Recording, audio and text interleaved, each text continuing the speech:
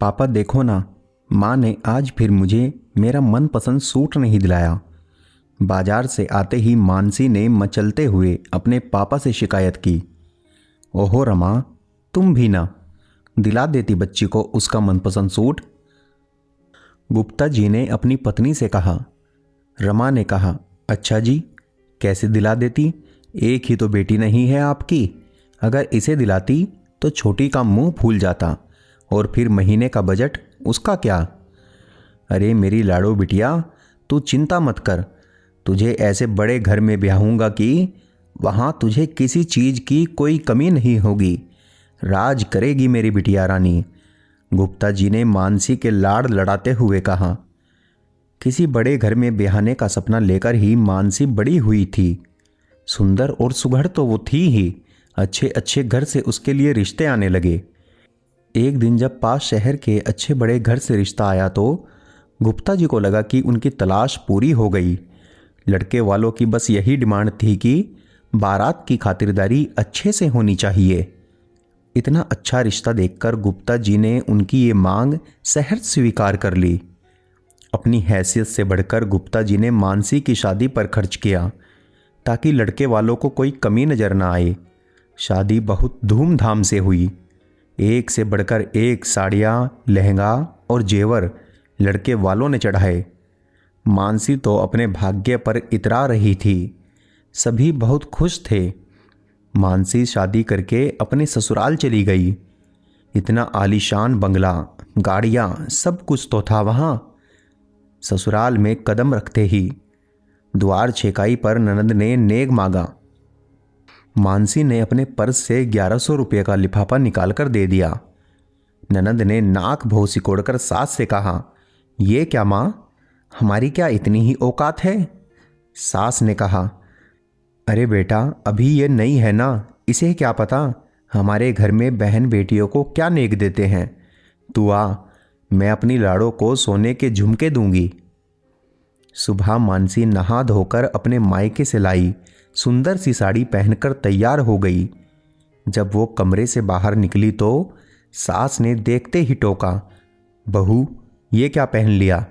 इतने मेहमानों में ये साड़ी अच्छी नहीं लगेगी। जाओ और हमने जो जरी वाली लाल साड़ी दिलाई थी वो पहन कर आओ।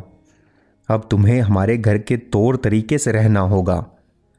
दूसरे दिन पहली रसोई में मानसी ने सबके लिए बड़े मन से छोले भटूरे और हलवा बनाया। डाइनिंग टेबल पर बैठते ही सब बातें बनाने लग गए। देवर बोला, मम्मा मेरा सैंडविच कहाँ है?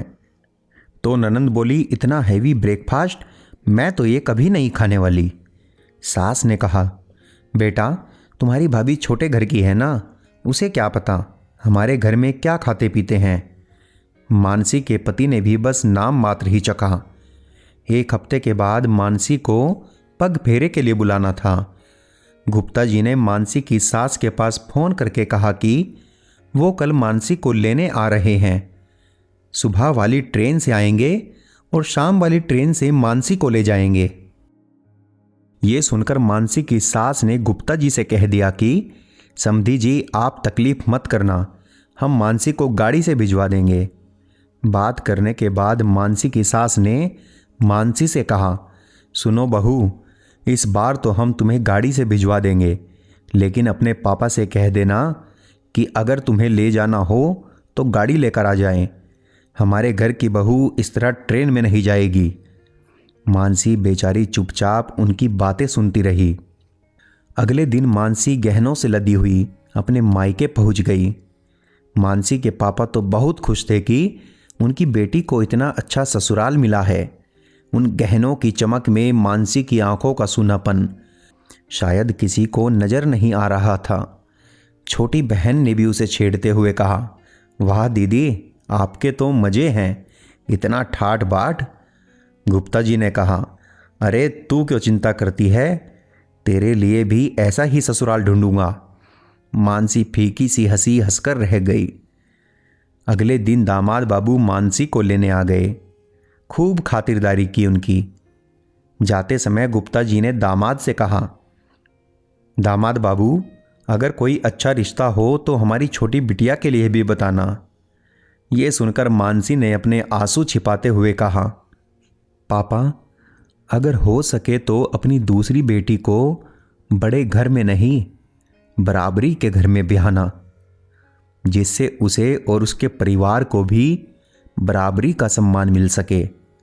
मानसी तो अपने ससुराल लौट गई, लेकिन उसकी इस बात ने गुप्ता जी को सोचने पर मजबूर कर दिया कि कहीं उन्होंने बड़े घर में बेटी ब्याह कर कोई गलती तो नहीं कर दी।